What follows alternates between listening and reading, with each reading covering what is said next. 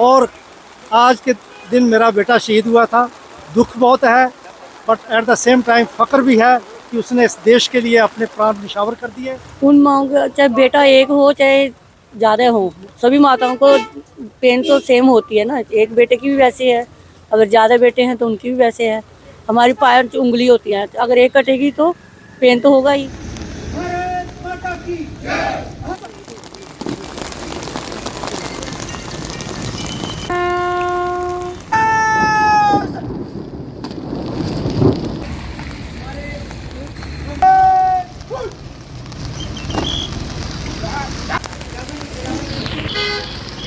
अर्पित किए जा रहे हैं,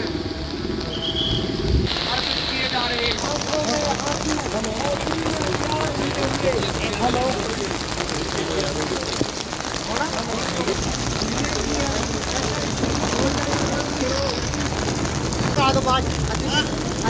और बाकी भी जो हमारे देश के शहीद हुए हैं सभी बच्चे, उन सब के लिए भी मुझे बहुत दुख है।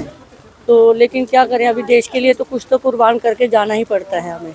तो इसलिए हमें बाकी सभी न्यू जनरेशन से यही रिक्वेस्ट है कि वो अपना नशे की तरफ ध्यान छोड़ के अपने देश के लिए कुछ बलिदान कर सकते हैं, अच्छा संयोग दे सकते हैं। कोई भी जॉब हो, चाहे वो आर्मी, नेवी, एयरफोर्स, चाहे अदर कोई भी है, तो उसमें वो संयोग दें।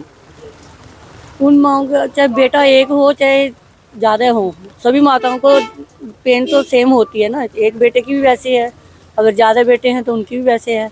हमारी 5 उंगली होती हैं, अगर एक कटेगी तो पेन तो होगा ही। तो इसलिए हमारा एक बेटा हो चाहे ज़्यादा हो, हमें देश के लिए, अगर वो आर्मी में जाना चाहता है, अपनी सेवा देना चाहता है, तो उसको खुशी से भेजना चाहिए। वो तो बचपन से ही मुझे तो पूरा नटखट कृष्ण कन्हैया ही लगते थे। वो तो देश के लिए ही कुछ करना चाहते थे, हमेशा यही बोलते थे कि हाँ मैं तो जो मिलिटेंट है इनका सफाया कर दूंगा। जब भी वो कोई न्यूज़ सुनता था कि ये देखो इनके घर में घुसे, उनको मार दिया, ये किया वो किया, तो वो पहले ही बोल रहा था कि मैं आर्मी ज्वाइन करूंगा। और मैं हमेशा मम्मा कहें भी आप भेजना चाहो, रात को छोटा सा बच्चा था तभी भी बोलता था, और जहाँ हाथ लगा के जाने के लिए मुझे बोलोगे मैं रात को भी जाने के लिए रेडी हूँ। तो वो डरपोक नहीं था, एक बहादुर था। इसलिए उसकी मुझे वही बात बहुत अच्छी लगती है कि उसने देश के लिए मतलब वो कर दिखाया जो करना चाहता था। जो आज हम यहाँ पे श्रद्धांजलि देने के लिए उपस्थित हुए हैं, सारे लोग इकट्ठे हुए हैं। इतना ही कहूँगा कि जो लोग अपनी जान देते हैं, देश की रक्षा करते हैं, और हम जैसे लोग जो सीमा के अंदर बैठे हैं, हम लोगों की सुरक्षा के लिए, हमें हमेशा इनकी कुर्बानी को याद रखना है। और मैं इनके साथ साथ सल्यूट करता हूँ उनकी फैमिलीज़ को, क्योंकि सबसे ज़्यादा नुकसान उन फैमिलीज़ को होता है जहाँ से कोई एक जवान आदमी जाता है।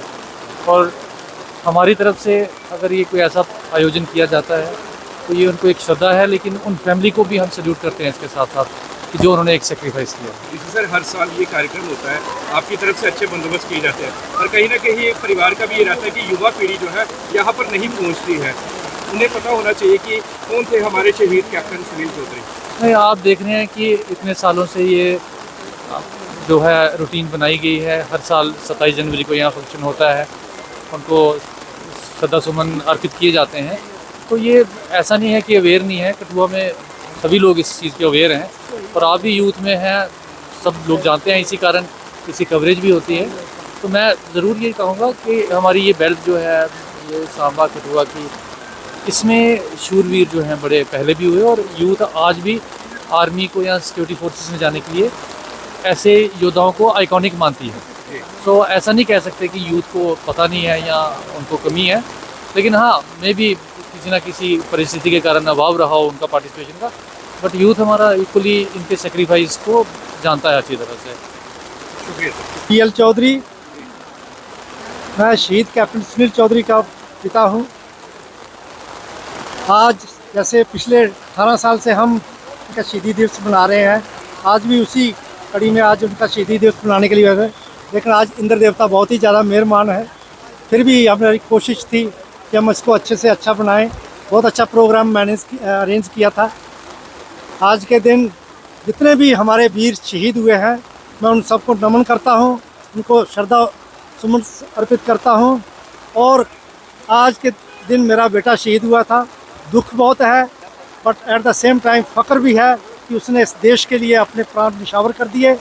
और मैं जितनी भी युवा पीढ़ी है उन सबसे गुजारिश करता हूँ कि उसके जो कारनामे हैं उसको पढ़े और इससे प्रेरणा ले और देश के लिए वो कभी जब भी ज़रूरत पड़े उसके लिए सामने आए और देश के लिए कुर्बानी देने के लिए हमेशा तैयार रहें, क्योंकि अगर देश सुरक्षित है तो सारी पूरा दुनिया सुरक्षित है। अगर देश सुरक्षित नहीं है तो आपको शांति जहाँ पर देश में नहीं है। इसलिए मैं सबसे गुजारिश करता हूँ कि इससे इंस्पिरेशन लेके वो अपना जो कर्तव्य है उसको अच्छी तरह निभाएं, किसी भी फील्ड में है उसको अच्छे से अच्छा काम करें ताकि देश हमारा प्रगति करे, देश की एकता अखंडता हमेशा कायम रखो। Thank you. जय हिंद। जय भारत। आपने गोविंदसर रेलवे स्टेशन का नाम के लिए कई बार आप मेमोरेंडम लेके भी गए हैं। हाँ जी। तो किस तरह से देखते हैं अभी तक जो है वो हमारे भाई शहीद हो गया पर अभी तक नाम नहीं रखा गया रेलवे स्टेशन में? मैंने एमपी साहब को गुजारिश किया है, केस उनको बताया है। अभी होपफुली देखो अभी उनकी क्या आगे प्रोग्राम है। मैंने उनसे गुजारिश की है क्योंकि ये पब्लिक की डिमांड थी, मेरी डिमांड नहीं थी। मेरी डिमांड होती तो मैं पहले दिन ही उसका नाम रखवाता। पब्लिक की डिमांड के बेस के ऊपर हमने वो मेमोरेंडम दिया है। अभी एमपी साहब देखते हैं उसके ऊपर क्या संज्ञान लेते हैं। Thank you.